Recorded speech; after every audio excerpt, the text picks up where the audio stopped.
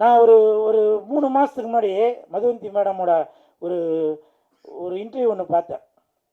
Super star அவர்கள் நடித்த முத்து அந்த படத்தில் மீனா மேடமுக்கு பதிலாக நம்ம மதுவந்தி மேடம் தான் நடிக்க வேண்டியது அப்படின்னு சொல்லி அவங்களே ஒரு பேட்டியில் சொல்லியிருந்தாங்க. அவங்களும் மீனா மேடமும் நல்லா நடிச்சிருக்காங்க.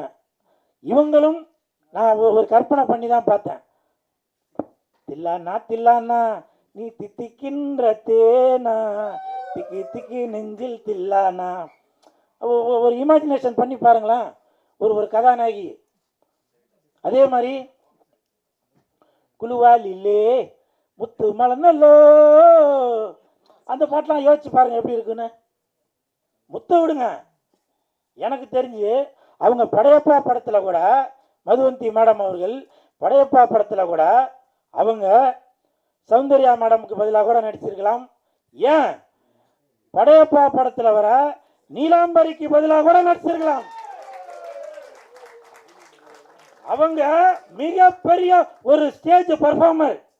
நான் சில இதுல எல்லாம் பார்த்தேன். நான் அவங்க அந்த கண்ணுல எல்லாம் அப்படி பண்ணுவாங்க பாருங்க.